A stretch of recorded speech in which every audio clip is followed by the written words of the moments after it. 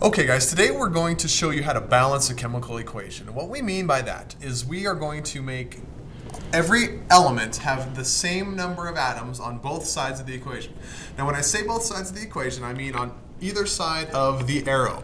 Okay? This side over here is called our reactants. That's what we start with. This side over here is called our products. That's what we're producing in the chemical reaction. So when I say both sides, it's separated by the arrow. So let's look and see what we have here. We have CH4, that's methane, reacting with oxygen to form carbon dioxide and water. Now let's count the atoms that we have. If we look on this molecule here, I have one black carbon atom. Okay? Over here, I have one black carbon atom. So our carbon currently, we have one on either side of the arrow. Let's look at our hydrogen. 1, 2, 3, 4 hydrogens on this side of the arrow. Over here, we have 1, 2 hydrogens on that side of the arrow. If I have 4 on one side and I have 2 on the other side, that equation is not balanced. Okay, so what I'm going to do is I'm going to introduce another water molecule here. All right? So now I have 1, 2, 3, 4 hydrogen atoms, and I still have 1, 2, 3, 4 hydrogen atoms on this side of the equation. So our hydrogen now is balanced. Okay? So, but by changing the hydrogen here by adding the water, I've also changed the number of oxygen molecules. So let's look at our oxygen on this side. I have 1, 2, 3, 4 oxygen molecules. Over on this side, I have 1, 2 oxygen atoms. Okay? So in order to make those the same, I'm going to introduce another oxygen. So now I have 1, 2, 3, 4 oxygens on the right or the left side of the arrow, and 1, 2, 3, 4 oxygens on the right side of the arrow. So now they're the same, okay? So now that we've visually balanced the equation, let's put the numbers in front of our compound with our chalk.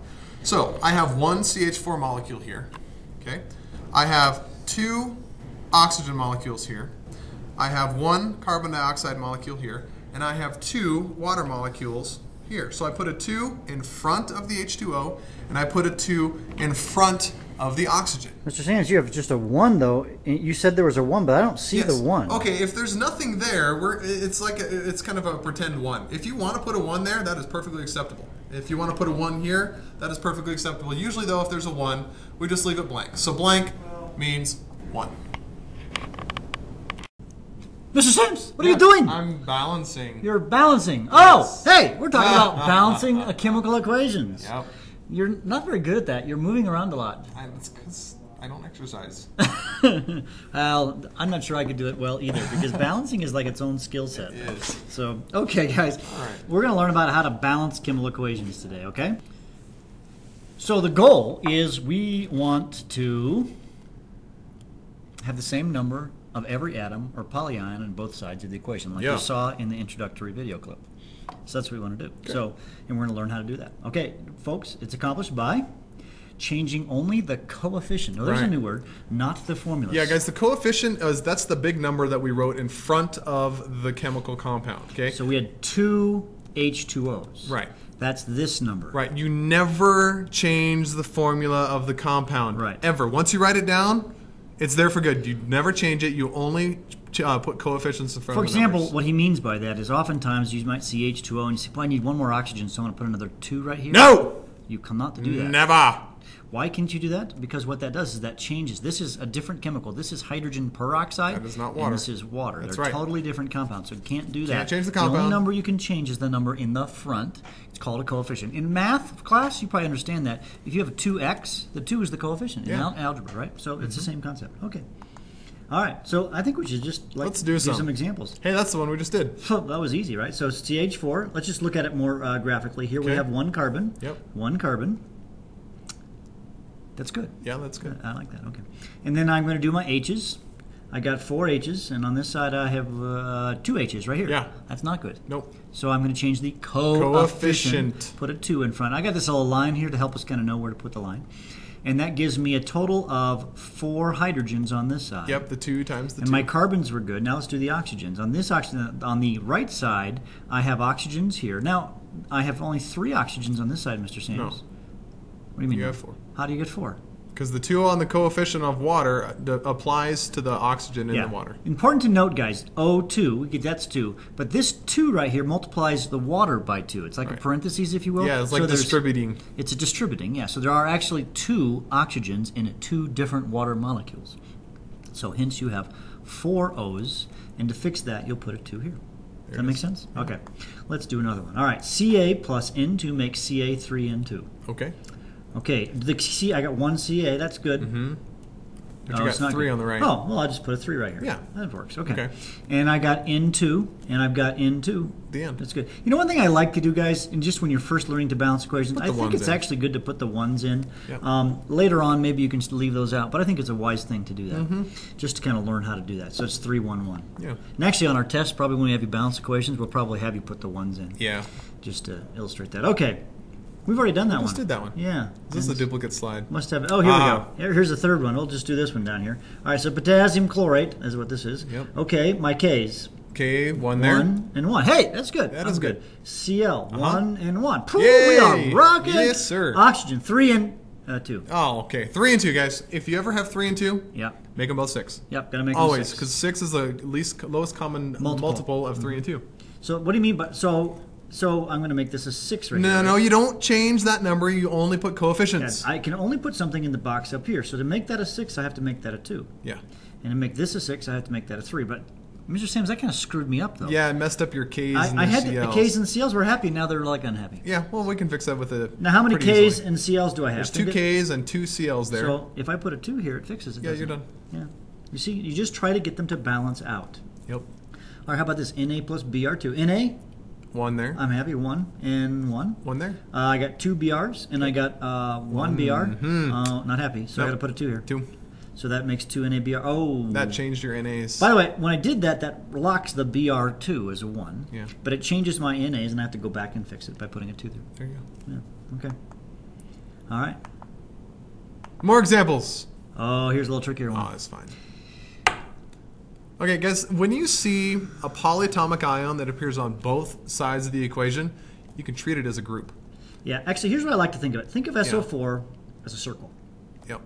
And SO4 as a circle. Now, there's 3 circles on the right side, and on the left side, there's just just 1. Okay, and so put a 3 there. Yeah.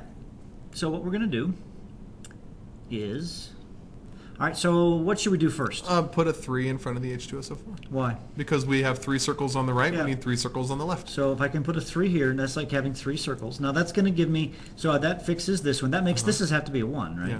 So that's going to now mess up my hydrogens. How many hydrogens do I have on the left? That's 3 times 2, so 6. 6. So if I fix the 6 by putting a 3 here, I'll get 6 H's. Now let's count our O's. Not the O's in the sulfate, but just the O's. Because we've already taken care of the sulfate, the circle. So the free oxygens that are out there, we have 3 on the right and 3 on the left. So, hey, that's what I want. That's done. Perfect. And so there's 2 irons on the left and 2 irons on the right, so that's done. There's this kind of thing, guys, where you kind of go back and forth. And forth and back and forth. You just keep checking one element, or in this case, a group of elements, a polyion at a time. And guys, one trick that I like to use when I do this is I always start with the most complicated substance in the reaction. Which was this one here. Work from there. If you do that, usually you'll be works. fine. Sometimes you got to double things. Yeah. But okay. All right, let's take a look at this one. This one has one of those kind of, well, this one is not so easy. I don't see anything the same at all. Let's start with the most complicated substance. I think this is most complicated, it looks pretty complicated to me. All right. We got NH42CO3. Yeah. And okay, so let's just start with the nitrogen.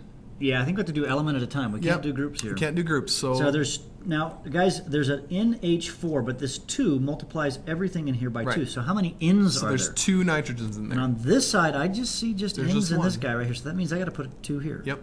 So if this is the case, we're sort of assuming that this is going to be a 1. We may change this. We may. Okay, let's do carbon next. Here's another trick that I do, guys.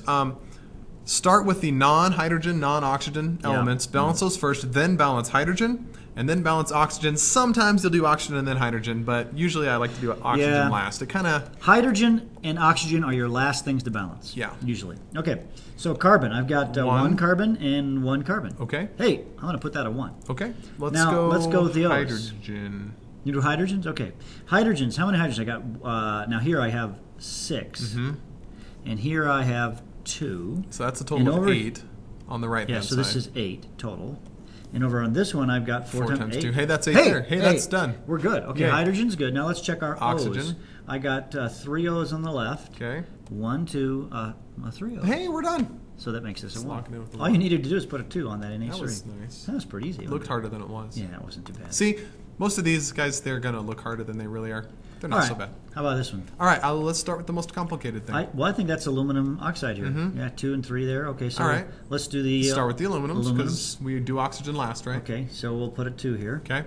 Okay, and that makes this a 1. And then I got 3 here and 2 here. Oh, that's that 6 the 3 and thing. 2, we got to do the 6. So that's going to make this a 2, and then this a 3, but that screws up my aluminum. That does, so this 2 is actually not a 2, but a 4. You see how we kind of went back and forth, and then even the oxygen last thing didn't work very well. Yeah, you got to work through them. Yeah, just got to work through them. Now, guys, here's something you should probably know. We've been doing this a long time, and me a lot longer than him. Yeah, a lot longer. And we still have to work through these. Okay, we don't just look at it and instantly know. Some of them we can look at and know, but it's a problem that has to be solved, and there's a process that you'll see that we're going through every time we approach an equation that we've never seen. We go through the same process. We start with the most complicated. Yep. We just go back and forth until they all balance out, guys. If you use the process that we're teaching you, you'll be able to go through these. No problem. It's kind of like a little puzzle, really. It is. So a lot of kids seem to like this. Yeah. Now let's actually talk about this type of reaction. Later on, we're going to learn about this is what we call a combustion reaction, which is what we did with warming of the fire and all that kind of stuff. But this is whenever you have a CH compound and you're reacting with O2, I like to use what I call the CHO2 rule.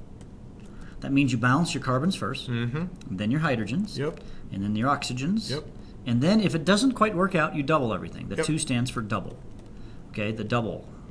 And that's what we're going to do here. All right, so I know this is a combustion reaction. We're going to learn about that, I think, in our next podcast. I think so. But let's kind of figure this out. So I have carbons. Okay, there's 2 there. Dos and uno. There's so 1 there. I'm going to put a 2 here. Okay. By the way, when I do that, I like to put the sort of lock in that as a 1. I might change my mind and double it, but right now I'm going to leave it as a 1. Right. Okay, now how many hydrogens? I got 6 6 and I've got 2, so I need to put a 3 right there, right? Because 3 times 2 is 6, right? 3 times 2 is 6. Now we're going to do our O's. Now the O's, all right, how many O's in CO2? There's a total of 4 there because of the coefficient. Because of the coefficient. And how many here? 3. 3. So that adds up to a total of 7. So to fix that over here... Okay. Good morning. It's not going to work, Mr. Sams. No, because nothing times 2 equals 7. Well, this is 3.5 3 and a half, yeah. Let's do the doubling thing. Yeah, so we can't get whole numbers. We want to have whole numbers. There's exceptions to that, but right now we're going to try and remember. Let's try and get whole numbers. All right. So now we got to double it, don't we? Yep. So that means this 1 becomes a 2. This 2 becomes a 4. This 3 becomes a 6. It's kind of messy, doesn't it, Mr. Sams? Yeah. And then now, if you think about this, recount my oxygens, because my carbons and my hydrogens are already good. Right. It's just my my oxygens that are bad. I'll have 8 oxygens here, 4 times 2, and I'll have 6 times 1, or 6, so 8 and 6. So that adds up to 14 O's. Well, I can put a 7 right here. 7 times 2 is 14. So 2, 7, 4, 6 is the answer. Okay. All right. CHO2. Well, I think that's enough examples for you. You'll get to notice how messy this is. Practice. We're just going to have you write example after example after example, and then you're going to be so good at this that you're going to be, some of you get better than us probably. Yep. Well, maybe not, but maybe. Maybe better than you. Better than me. Yeah, there we go. Okay.